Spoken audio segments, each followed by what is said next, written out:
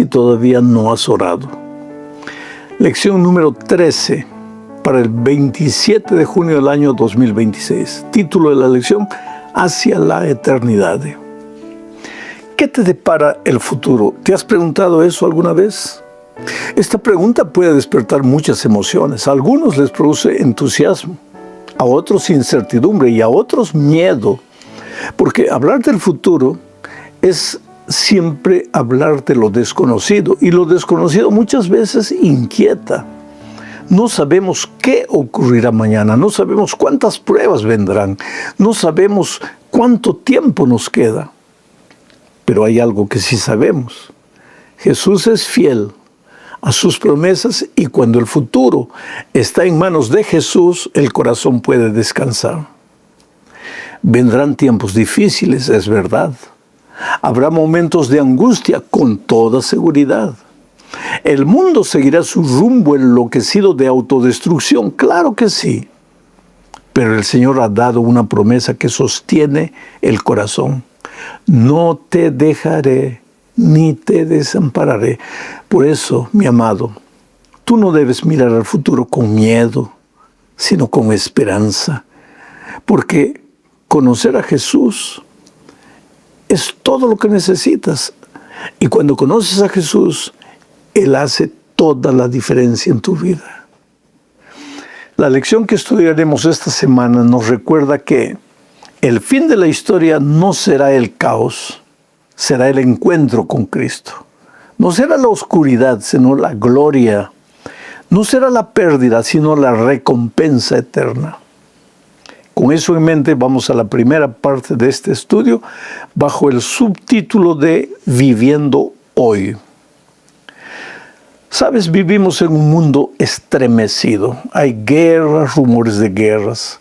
Existen enfermedades, dolor, violencia, inestabilidad e inclusive persecución. Jesús dijo que estas cosas vendrían. Y hoy vemos todo cumplirse ante nuestros ojos. El mundo parece estar de cabeza para abajo. Y por eso hoy necesitamos una relación firme con Dios. Mira lo que dice la primera epístola de Pedro, capítulo 4, versículo 7. Mas el fin de todas las cosas se acerca. Sed pues sobrios y velad en oración. Este llamado que nos presenta Pedro no es un llamado al pánico, sino a la sobriedad y a la oración, al reavivamiento. Porque la verdad es esta: nuestra vida es más frágil de lo que tú imaginas. Te voy a leer lo que dice Santiago, capítulo 4, versículo 14. Porque, ¿qué es vuestra vida? Ciertamente es neblina que se aparece por un poco de tiempo y luego se desvanece. ¿Entiendes la figura? Nuestra vida es como la neblina, aparece por un poco de tiempo y luego se desvanece. Podemos hacer planes, hablar del mañana, pensar en los próximos años, pero nadie tiene asegurado siquiera el final del día. Por eso, el mejor momento para estar bien con Dios es hoy. Conozco la historia de un hombre que pospuso por mucho tiempo una llamada importante a su padre. Siempre pensaba, lo llamaré mañana, pero un día recibió la noticia de que su padre había fallecido y ya no habría mañana. Así también sucede en la vida espiritual. No podemos vivir posponiendo nuestra entrega a Dios. Si tienes que entregarte a Jesús, hazlo hoy. Si tienes que regresar a Jesús, regresa hoy. Porque puede ser que mañana no llegue. El salmista clama en el Salmo 80, versículo 3, lo siguiente: Oh Dios, restáuranos, haz resplandecer tu rostro y seremos salvos. Oh querido, eso es lo que todos necesitamos que Dios haga en nuestra vida, que vuelva a iluminar nuestro corazón, que nos despierte, que nos restaure y que nos reavive y que su presencia vuelva a ser nuestra seguridad. Vivir hoy con sentido es vivir con los ojos puestos en Dios. Con esto vamos a la segunda parte de este estudio bajo el subtítulo Finalmente cara a cara. Oh, mi amigo querido, fuimos creados para vivir cerca de Dios. El pecado rompió esa relación, pero desde aquel trágico día en que Adán y Eva cayeron, el Señor ha trabajado para restaurar esa brecha que se abrió. Dios no descansó hasta abrir un camino de regreso, y llegará el día en que ya no hablaremos con Jesús solo por la fe. Le veremos así como Adán y Eva lo veían. Le oiremos, estaremos delante de Él. Oh, qué escena gloriosa, qué escena tremenda. Una pequeña nube aparecerá en el cielo, luego crecerá y el universo entero contemplará al Hijo del Hombre viniendo con poder y gloria. La trompeta sonará. Los muertos en Cristo resucitarán. Los redimidos serán reunidos y entonces estaremos cara a cara con aquel a quien amamos, a quien hemos amado siempre sin nunca haberlo visto. Piensa, por ejemplo, en una persona que espera por años el regreso de alguien querido. Guarda cartas, guarda fotografías, guarda recuerdos. Lo ama, lo espera, sueña con el reencuentro. Pero nada se puede comparar con el momento en que finalmente la puerta se abre y lo ve entrar. Así será con Jesús, solo que infinitamente mayor. Ese día comprenderemos que ninguna oración fue en vano, ninguna lágrima fue ignorada, ninguna prueba soportada por amor a Cristo fue inútil. Todo habrá valido la pena. Entonces sigamos ahora con la tercera parte bajo el subtítulo de La novia. La Biblia usa una imagen preciosa para describir al pueblo de Dios y su destino eterno. Esa figura es la novia. La Nueva Jerusalén es presentada como una novia adornada para su esposo. Es una figura de pureza, belleza y amor, esperanza. La novia vive con expectativa. Cuenta los días, se prepara, se alista, sueña con el encuentro. Así debe vivir también el pueblo de Dios, preparándose para la gran boda del universo. Jesús mismo dijo que ha ido a preparar un lugar para nosotros. Nuestro hogar en el cielo no será un lugar improvisado, será un lugar preparado por amor y con amor. Y aunque la mente humana no puede comprender plenamente la gloria de la ciudad santa, hoy Dios nos dio vislumbres suficientes para despertar el deseo y mantener viva la esperanza. Se cuenta la historia de una niña que observaba a su madre preparándose para asistir a una boda a la que había sido invitada. Y entonces la niña, al ver a la mamá que se preparaba tanto, le preguntó: ¿por qué todo tiene que ser tan bonito en una boda? La madre respondió: ay, hijita, porque cuando el amor espera un encuentro, se prepara con alegría. Oh, mi amado, el cielo se está preparando para nuestro encuentro con Cristo. No fuimos llamados para quedarnos en esta tierra de miseria para siempre, no. Fuimos creados para la eternidad con Dios, pero aunque el pecado arruinó los planos originales de Dios por un momento, Satanás no venció, porque finalmente el bien vencerá al mal. Ten seguridad de eso. Ahora vamos a la cuarta parte de este estudio. El subtítulo es Seguir al Cordero. Si preguntas a diferentes personas qué anhelan del cielo, recibirás muchas respuestas hermosas. Algunos dirán: no más dolor. Otras: no más muerte. Otras: no más despedidas. Otros dirán: anhelo volver a ver a mis padres, a mis seres queridos. Y todo eso es verdad, mi amado.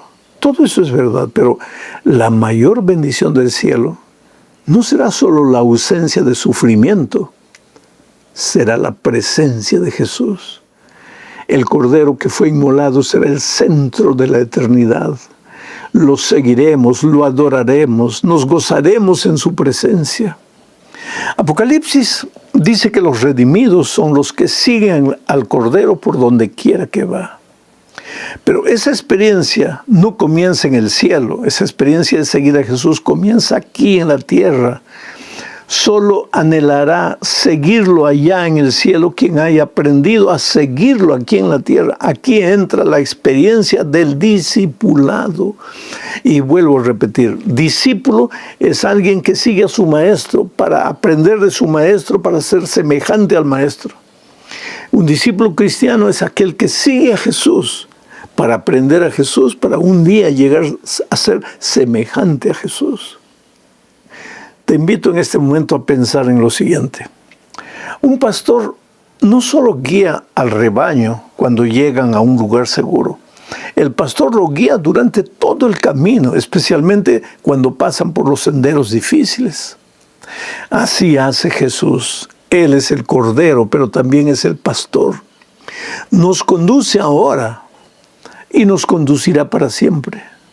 Seguir a Jesús no es una carga, querido, es la única manera segura de atravesar este mundo sin perdernos. Seguir a Jesús es buscarlo cada día a través del estudio de la Biblia, de la oración y de la testificación. Y ahora llegamos a la última parte, bajo el subtítulo de Ven. Sabes, la Biblia está llena de invitaciones divinas. Vengan a mí todos los que están trabajados y cargados, una invitación. Y inclinen su oído y vengan a mí, otra invitación. El que quiera tome del agua de la vida gratuitamente, otra invitación. La Biblia está llena de invitaciones. Pero te das cuenta que Dios no te obliga, Dios te invita. Y la invitación que estuvo abierta a lo largo de los tiempos está abierta también hoy. Ven a Cristo, cansado. Ven herido, ven confundido, ven pecador, ven débil. Porque Jesús dijo una de las frases más consoladoras de toda la Escritura: al que a mí viene, no lo echo fuera. ¡Qué esperanza maravillosa! Tal vez en esta vida otros te rechazaron. Tal vez tú mismo sientas que no eres digno. Pero Jesús dice, ven. Mira esta historia. Un niño perdido en la multitud escuchaba a lo lejos la voz de su madre llamándolo. Ese pobre niño no conocía el camino. No sabía cómo regresar por sí mismo. Pero escuchó la voz de la madre y la reconoció y corrió en dirección de la voz. Así también es el alma cansada. El alma cansada reconoce en medio del ruido de este mundo, reconoce la voz de Jesús que dice, ven. Te voy a decir algo que tal vez no has percibido. La Biblia termina con una promesa y con una oración. Mira lo que dicen los últimos versículos de Apocalipsis. Ciertamente vengo en breve. Y la iglesia responde, amén, sí, ven Señor Jesús. Ese debe ser también el clamor de nuestro corazón. Pero recuerda, el cielo no será un lugar atractivo para quien solo aprendió a amar las cosas de esta vida. Si el corazón vive alimentándose únicamente de lo mundano, de lo terreno, pues no podrá apreciar la pureza del cielo. Por eso necesitamos ser transformados por la gracia de Cristo. Necesitamos ser modelados por su amor y preparados para su presencia. Ah, mi amigo, un día no habrá más pecado, no habrá más muerte ni separación, no habrá más lucha interior. Las naciones vivirán bajo la ley del amor. La alabanza llenará el universo y el Padre proclamará el fin definitivo del dolor. ¡Qué escena tan gloriosa! Pero te invito a imaginar en este momento el siguiente cuadro. Un músico que nunca ha entrenado el oído pues no logra apreciar una gran sinfonía, pero quien ha aprendido a escuchar se emociona con cada nota. Así también el alma necesita ser educada por la gracia para disfrutar la música del cielo. La vida cristiana no es solo esperar el cielo. La vida cristiana es prepararse para el cielo. Es aprender a amar desde ahora lo que reinará por la eternidad. En conclusión, el futuro no está vacío, no está abandonado, no está fuera de control. El futuro tiene el rostro de Jesús. Por eso, aunque vivamos en tiempos inciertos, podemos caminar con confianza. Aunque el mundo cambie, Cristo no cambia. Aunque las pruebas aumenten, las promesas de Jesús permanecen para siempre. Nuestra tarea es perseverar, fijar los ojos en Jesús, esperar con fe y vivir a la luz de la eternidad. Tal vez en este momento te sientes cansado. Quizás miras al futuro con ansiedad. Quién sabe, te preocupan las pruebas que vienen. Tal vez sientes que tu fe se debilita. Pero hoy Jesús vuelve a decirte, ven. Ven a mí con tus miedos, con tus preguntas. Ven a mí con tu debilidad. Ven a mí y espera en mí. No pongas tus ojos en el ruido del mundo, en las cosas de esta tierra. Pon tus ojos en el Cristo que viene. Y si en algún momento el corazón se te enfría, dile hoy al Señor, Señor, quiero vivir preparado. Quiero seguirte aquí para poder seguirte allá en el cielo.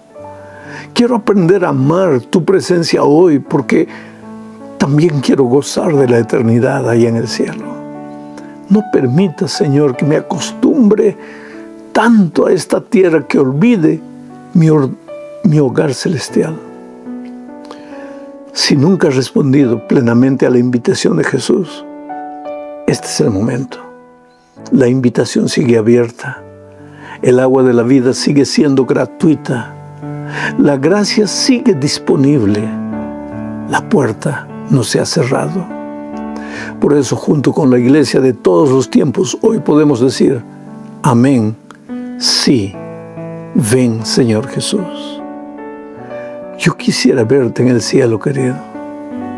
Y por favor, no me digas, pastor, es que yo no tengo fuerza. Pero es que yo tampoco tengo fuerza.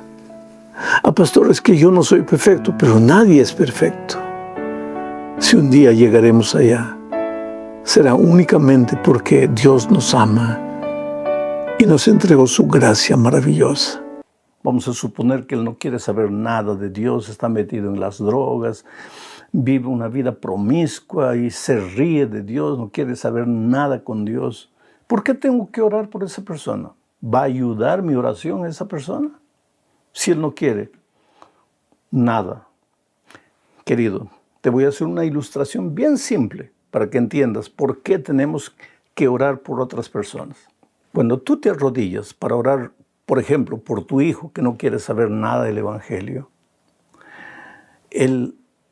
si Dios trabaja en el corazón de tu hijo, el diablo es astuto. Lógicamente que el diablo va a pensar lo siguiente. Oh Dios, ¿por qué tu Espíritu Santo está molestando a este muchacho si él no quiere saber nada de ti? Él te ha pedido alguna cosa. Porque tú no dices que has dado libertad a todo el mundo. Pues él está usando su libertad. Está caminando por donde quiere, usando su libertad. Y ahora, ¿por qué tu Espíritu Santo lo está perturbando? Lo está siguiendo, le está hablando. Déjalo tranquilo. Pero entonces tú le das un argumento a Dios. Porque Dios puede responder tranquilamente de la siguiente manera. Está bien, ese joven no quiere saber nada de mí. Él no me está pidiendo nada a mí. Y yo no le estoy respondiendo la oración a él, porque él nada está pidiendo. Yo le estoy respondiendo la oración a su padre, que clama a mí, que me suplica. Y yo estoy atendiendo la oración de él, tocando el corazón del hijo. El hijo no pide, pero el padre pide. Entonces, a él que estoy respondiendo. Y sin embargo, el Espíritu Santo tiene ahora la oportunidad de tocar el corazón de ese muchacho rebelde para que un día él acepte a Jesucristo como su Salvador. ¿Entiendes? Bueno, manda tus preguntas, registra tus preguntas familiares, preguntas de la vida espiritual, alguna cosa que no entiendes del mensaje. Yo voy a responder las preguntas más generalizadas que llegan. Bueno, vamos a la lección de esta semana bajo el título de Fe contra todo pronóstico. Y el propósito de la lección es mostrar que la Biblia fue una fuente de inspiración para los reformadores de la iglesia.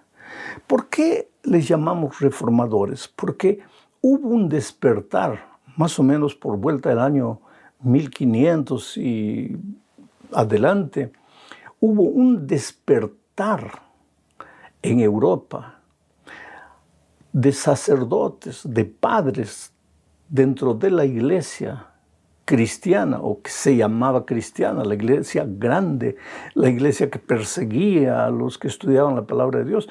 Hubo un despertar en ellos que los volvió a la palabra de Dios, y fue en la palabra de Dios que recibieron inspiración para seguir adelante a pesar de las dificultades, a pesar de las persecuciones. Entonces vamos a la primera parte de la lección bajo el subtítulo de Solo la palabra de Dios.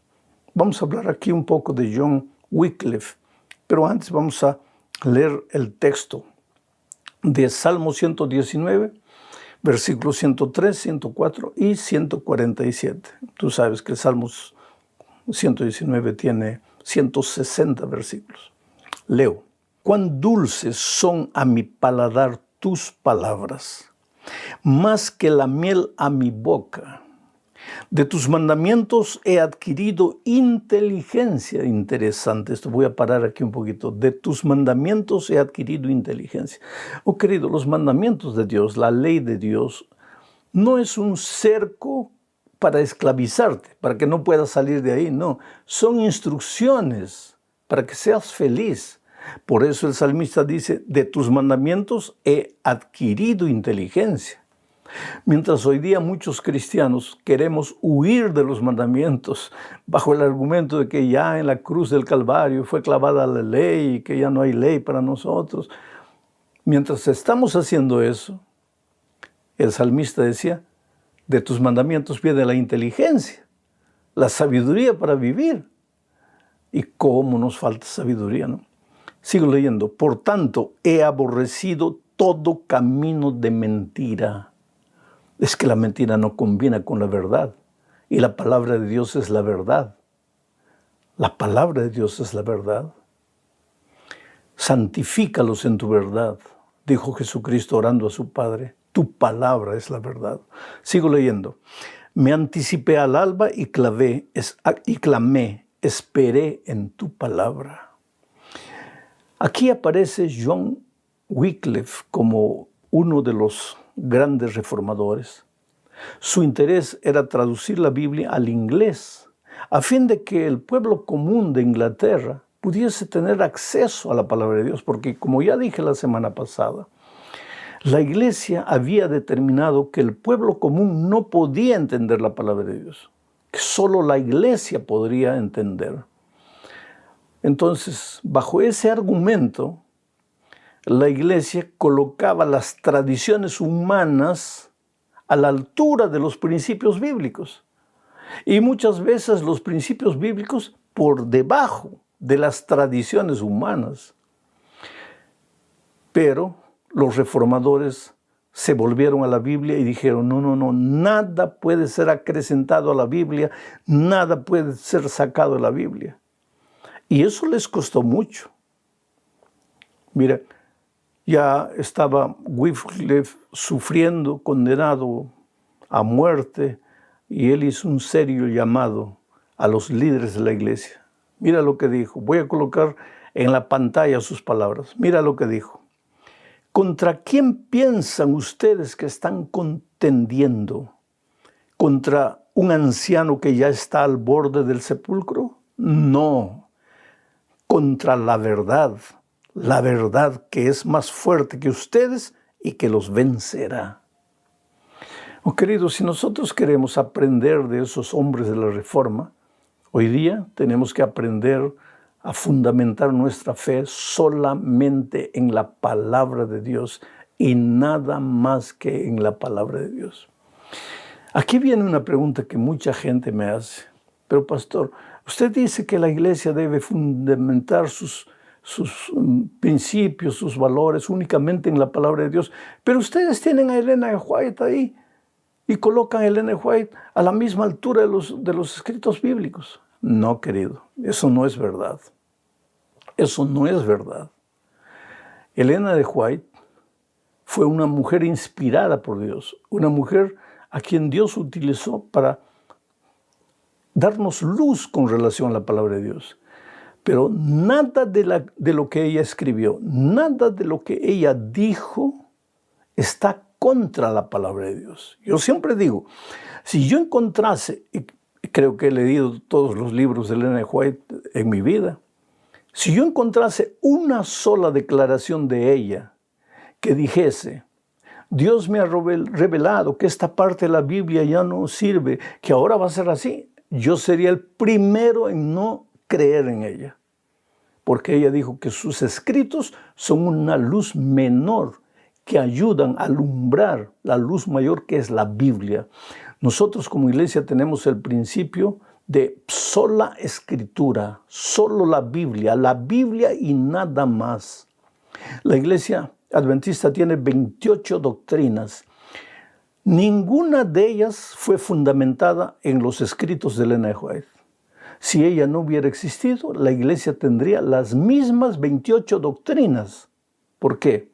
Porque tenemos el principio de sola escritura. Lo que me admira es que cuando yo leo los escritos de ella, veo que ella está de acuerdo con todo lo que la palabra de Dios dice. Bueno, vamos a la segunda parte de este estudio bajo el título de transmitir la palabra de Dios. Los reformadores, querido, no aceptaron adulteración de la palabra de Dios.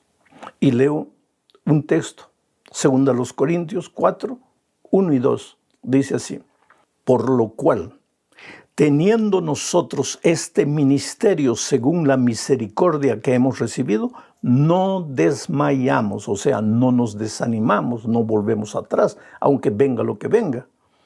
No desmayamos. Sigo leyendo. Antes bien, renunciamos a lo oculto y vergonzoso, no andando con astucia ni adulterando la palabra de Dios, sino por la manifestación de la verdad, recomendándonos a toda conciencia humana delante de Dios. Mira lo que Pablo dice. Él como ministro no usaba astucia para cambiar la palabra de Dios. No adulteraba la palabra de Dios.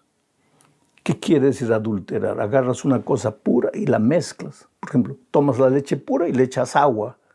Esa leche que tiene agua y leche ya no es leche, ya es una leche adulterada. Nosotros los cristianos tenemos el deber de estudiar la palabra de Dios y no echarle agua, no echarle tradiciones humanas, no echarle conceptos humanos. No, pero la Santa Madre Iglesia lo dice, querido. Cuando un líder de iglesia o un grupo de líderes de la iglesia toma la Biblia y dice, esto ya no vale porque ahora la iglesia determina que sea así, no podemos acreditar que esa sea la iglesia de Dios. Porque la iglesia de Dios tiene como característica el seguir las instrucciones divinas registradas en la palabra de Dios, transmitirlas con honestidad, con pureza, sin ningún tipo de adulteración. Uno de los hombres que hacía eso se llamó William Tyndale. Mira, este hombre era inglés y su mayor deseo era traducir la Biblia al inglés. Inclusive como fruto del trabajo de él, tenemos hoy día en inglés la versión King James, fruto del trabajo de este hombre. Él tomó la traducción de Wycliffe, la trató de mejorar, de depurar, de arreglar, porque en traducción siempre hay errores. él colaboró mucho con la Biblia que hoy es llamada la King James en inglés. Interesante que las últimas palabras de Wycliffe antes de morir, también perseguido, fueron las siguientes. Voy a colocar ahí en la tela las palabras de él. Señor, abre los ojos del rey de Inglaterra. ¿Por qué? Porque el rey no aceptaba el trabajo que él hacía. Por eso lo condenó a muerte. Interesante que más adelante, en Inglaterra, se abrió la sociedad bíblica, donde se fabricaban Biblias y se esparcieron Biblias para todo el mundo de habla inglesa. Quiere decir, Tyndale fue un hombre fiel a Dios, un siervo honesto, un siervo que no adulteró la palabra de Dios, y un hombre que, aunque murió y no vio los resultados, hoy día nosotros podemos comprobar el trabajo extraordinario que este hombre realizó. Los reformadores creían que la palabra de Dios era fruto de la inspiración del Espíritu Santo. Ellos aceptaron la inspiración de la Biblia. Mira lo que dice Juan 14, 25 y 26. Estas son palabras del Señor Jesucristo. Dice, os he dicho estas cosas estando con vosotros, mas el Consolador, el Espíritu Santo, a quien el Padre enviará en mi nombre, Él os enseñará todas las cosas y os recordará todo lo que os he dicho. ¿De qué manera haría eso el Espíritu Santo?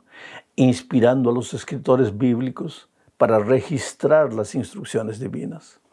Por eso, en 2 de Pedro 1, 20 y 21, encontramos lo siguiente. Entendiendo primero esto, que ninguna profecía de las Escrituras es de interpretación privada, porque nunca la profecía fue traída por voluntad humana, sino que los santos hombres de Dios hablaron siendo inspirados por el Espíritu Santo. La instrucción de Pedro es clara. La profecía, las enseñanzas bíblicas no fueron presentadas para una interpretación privada. Es decir, tú no puedes decir, esto es lo que me parece a mí y no me importa lo que los otros digan. No. Tú no puedes tomar la Biblia y cambiarla a tu voluntad. Tú tienes que respetar lo que la palabra de Dios dice. Si dice que es blanco, pues es blanco. Si dice que es rojo, es rojo. Tú no puedes tomar la palabra blanco y decir, sí, aquí dice blanco, pero ya no es blanco, ahora va a ser rojo, porque la sangre de Jesucristo es roja. Oh, querido, la sangre de Jesucristo es roja. Eso no se discute. Pero aquí está escrito blanco. Y si dice blanco, pues es blanco. Si dice sábado, es sábado, no es domingo, no es lunes, no es martes. Es tan simple seguir las instrucciones divinas, pero el ser humano toma la palabra de Dios y la modifica, la cambia, la interpreta. No, aquí dice así, pero no debe decir, debe decir de otra manera. En fin, entonces pues va a haber una confusión entre los pretensos hijos de Dios, entre los que se dicen ser discípulos del Señor Jesús. Si somos discípulos de Jesús, debemos hacer lo que Él hizo, caminar por donde Él caminó, respetar lo que Él dejó escrito para nosotros hoy. Vamos a la cuarta parte de este estudio. Solo Cristo, solo por gracia. En esta época de los reformadores se elevó Martín Lutero, un sacerdote católico, un monje, un estudioso de la palabra de Dios. Él estaba un día subiendo las escaleras de la capilla, sus rodillas sangraban, estaba subiendo de rodillas las gradas. ¿Por qué? Porque creía en la penitencia, estaba haciendo algo para salvarse. Él creía que cuanto más sufría, más salvo podría ser, porque eso es lo que había aprendido.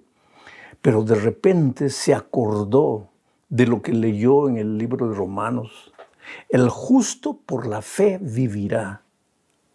Y a partir de ahí, él abrió sus ojos y su mente a la palabra de Dios y estudió la Biblia y descubrió que muchas de las cosas que la iglesia enseñaba no tenían fundamento bíblico, tenían fundamento en las tradiciones humanas, pero no en la palabra de Dios. Entonces él escribió 95 tesis que las clavó en la puerta de una iglesia en Alemania. Y ahí pues él comenzó a ser perseguido. Fue declarado hereje. Pero el fundamento de sus convicciones era la palabra de Dios, y él creía que la palabra de Dios había sido inspirada por Dios. Otra de las cosas que él descubrió en la palabra de Dios es este principio de solo por gracia. No somos salvos por nuestras buenas obras. Las buenas obras tienen un lugar en la vida cristiana, pero no es para salvación. Tú no eres salvo porque devuelves tu diezmo, porque das ofrendas, porque te portas bien, porque guardas el sábado, porque cumples esto, porque cumples aquello, porque no comes carne de puerco. Tú no te salvas por eso. Todo eso tiene lugar en la vida de un cristiano, pero somos salvos únicamente por la gracia de Jesucristo. Mira lo que dice Efesios 2, 8 y 9. Porque por gracia sois salvos, por medio de la fe, y esto no de vosotros, pues es don de Dios, no por obras, para que nadie se gloríe, no por obras. Martín Lutero y los reformadores protestantes descubrieron que Jesús y solamente Jesús era la fuente de su salvación. Entonces Lutero comenzó a predicar el mensaje de la gracia salvífica de Jesucristo. Y las multitudes acudían en masa a escuchar los mensajes de Martín Lutero. Sus palabras eran como un sorbo de agua fresca en medio del desierto estéril. La gente estaba encadenada a las tradiciones de la iglesia y sometida a rituales vacíos. Y cuando escuchaban la predicación de que somos salvos por la gracia, era como si las cadenas que los amarraban fuesen rotas y se sentían libres por el evangelio maravilloso del Señor Jesucristo. Bueno, vamos a la última parte de este estudio, bajo el subtítulo de la obediencia, el fruto de la fe. No somos salvos por obras, somos salvos únicamente por gracia. Pero mira lo que dice el propio apóstol Pablo en Efesios 2:10. En los versículos 8 y 9 dice que no somos salvos por obras, solo por la fe. ¿Y por qué no somos salvos por obras? Para que nadie se gloríe. Pero ahora mira lo que dice el versículo 10. Porque somos hechura suya. ¿De quién? De Dios. Creados en Cristo Jesús para buenas obras, las cuales Dios preparó de antemano para que anduviéramos en ellas. Es claro, no hay contradicción entre la salvación por la fe y la gracia de Jesucristo y la acción de buenas obras. No hay contradicción. Ambas se complementan. Las buenas obras son resultados de la salvación por la gracia. Ahora, no me digas que has sido salvo por la gracia si tu vida es una vida de desobediencia, si no quieres seguir las instrucciones de la palabra de Dios. Leamos otro texto, Romanos 3, 28 y 31. Dice así: concluimos pues que el hombre es justificado por fe, sin las obras de la ley. No pienses que guardas la ley para salvarte. Pablo es claro cuando dice, concluimos pues que el hombre es justificado por la fe sin las obras de la ley. Pero en el versículo 29 pregunta, luego, ¿por la fe invalidamos la ley? Y responde, en ninguna manera, sino que confirmamos la ley. Claro. En la vida del cristiano hay lugar para la gracia. Somos salvos únicamente por la gracia de Dios, sin ley. Pero si hemos sido salvos por la gracia, la ley no queda invalidada. Dice, luego por la fe invalidamos la ley. No, en ninguna manera, sino que confirmamos la ley. Oh, querido, John Wesley asistió a una reunión en Londres. Quedó asombrado con la lectura que Martín Lutero hacía de la salvación por la gracia, y John Wesley dice que ese día él también entendió lo que es la maravillosa gracia de Jesucristo que transforma la vida del pecador. Él dice, voy a colocar aquí en la tela las palabras de John Wesley. Él dijo así: sentí que confiaba en Cristo, solo en Cristo para la salvación, y tuve la seguridad de que Él había quitado mis pecados, aún los míos, y me había salvado de la ley del pecado y de la muerte. Oh, querido, el Señor Jesucristo, con su gracia maravillosa, nos libra de la condenación de la ley. Porque la ley condena, pero no condena a la persona justa, no condena al salvado por gracia. La ley condena, pero condena al pecador. Un ejemplo, la ley del tránsito. Si yo respeto las leyes de tránsito, si paro en la luz roja, ¿la ley de tránsito me va a condenar? Absolutamente. Pero si me paso la ley, me paso el semáforo, el policía me para y me va a condenar.